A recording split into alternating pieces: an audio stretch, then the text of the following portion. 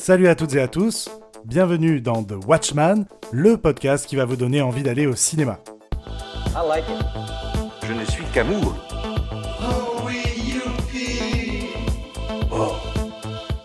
Je suis Kevin Robert, votre guide des salles obscures, et aujourd'hui je vous parle de Babylone.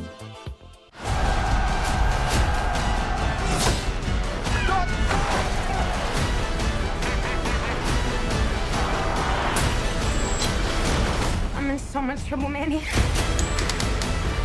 We have to leave now. What I do means something. You thought this town needed you. It's bigger than you.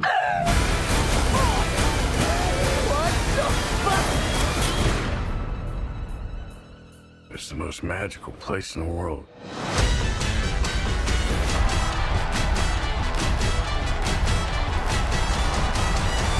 Listen up! All you big dick Mr. Man! Who wants to see me fight a fucking snake?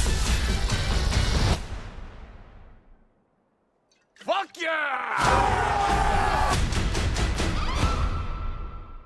Babylone de Damien Chazelle est un chef-d'œuvre et vous devez aller le voir au cinéma.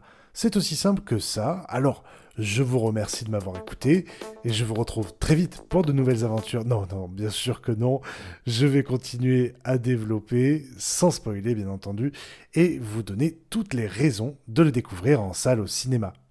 Babylone est construit comme une fresque folle furieuse dans le Hollywood des années 20 jusqu'au début des années 30. Et à cette période, le cinéma muet se meurt pour laisser place au parlant, un tournant majeur de l'histoire du 7e art. Cette révolution technologique est le point névralgique de ce que veut raconter son auteur. D'une ambition démesurée, Babylone est un film choral où les destins se croisent au cours d'une soirée décadente. L'excès d'alcool et de cocaïne déchaîne les corps d'une foule survoltée et les entraîne dans une dépravation extrême. Au milieu de toutes ces orgies, nous découvrons tour à tour les aspirations de nos protagonistes durant cette longue séquence d'ouverture magistrale en termes de mise en scène. Je vous en parle juste après. Car ce film est avant toute chose un film avec des personnages passionnants. Manuel, dit Manny, jeune serviteur d'origine mexicaine, a des étoiles plein les yeux et ne rêve que d'une chose, participer à un tournage. Il sera notre guide pour découvrir l'envers des décors des grands studios.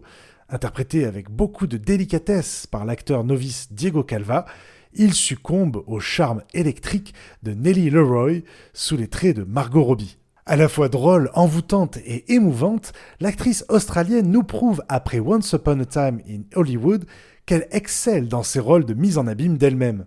Quant à Brad Pitt, il campe à merveille un acteur bien installé dans le métier depuis de nombreuses années, Jack Conrad. La mégastar sur le déclin use et abuse de son charme pour accéder à tous ses désirs, jusqu'à ce que la réalité le rattrape lors d'un dialogue d'introspection bouleversant avec la journaliste Elinor. Cette scène pivot du film tente à faire basculer ces personnages ambigus dans une certaine obscurité. En effet, la machine hollywoodienne crée des monstres et les avale pour mieux les recracher ensuite. C'est autour de cette digestion lente et déchirante que se trouve tout le propos de Damien Chazelle. Sur cette terre d'opportunités, la chance est accordée à chacun qui la provoque, pouvant transformer l'essai au travers d'un acharnement sans commune mesure. Cette industrie naissante, en roue libre, est littéralement mortelle. Elle est tournée en dérision tout en y trouvant une magie sincère, notamment lors d'une séquence de coucher de soleil hilarante, assemblée par un montage alterné démentiel. L'usine à rêve devient grotesque. Nous ressentons aussi toute cette absurdité au travers d'un tournage interminable, la longue série de prises en studio que subit l'actrice Nellie Leroy ainsi que toute l'équipe technique fascine autant qu'elle joue avec nos nerfs. Il faut noter que le parcours de deux personnages secondaires a autant de valeur dans le discours de Chazelle, à savoir le trompettiste Sidney Palmer et la performeuse Lady Feiju, qui se voient eux aussi absorbés par ce milieu. Ces célébrités qui sont inspirées de personnes ayant réellement existé ajoutent un côté authentique au récit, comme pour mieux en saisir l'essence. Elles sont aussi magnifiées par la mise en scène, photographie, lumière et cadrage sont d'un niveau rarement déjà atteint. Cette maîtrise technique se traduit notamment par les plans aériens où la caméra se meut au milieu de la foule pour mieux en capter l'énergie complètement folle.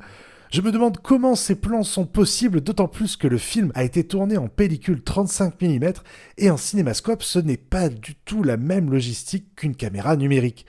Cela donne un joli grain à l'image, avec un ratio très large afin de faire rentrer le maximum d'individus et d'éléments de décor dans le cadre.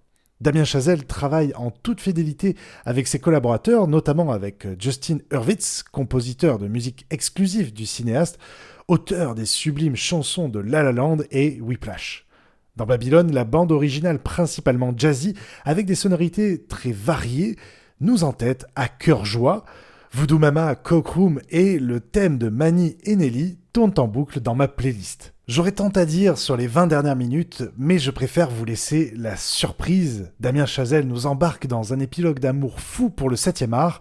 Le réalisateur franco-américain ne ménage pas ses efforts pour nous éblouir. Il s'adresse à nous, spectateurs, au travers de ce film pour nous dire que le cinéma est toujours bel et bien vivant, contrairement à certains qui veulent déjà l'enterrer. À chaque crise, on nous a annoncé la mort du cinéma. On l'a dit au début du siècle, peu après son invention, on l'a répété dans les années 30 avec l'arrivée du parlant, et dans les années 50 avec l'avènement de la télévision. On nous l'a rabâché dans les années 80 avec l'arrivée de la VHS, puis du DVD dans les années 2000, et aujourd'hui par le streaming. Maintenant, plus que jamais, après la fermeture des salles et la montée inexorable des plateformes, il faut rester optimiste face aux futures menaces qui lui feront face.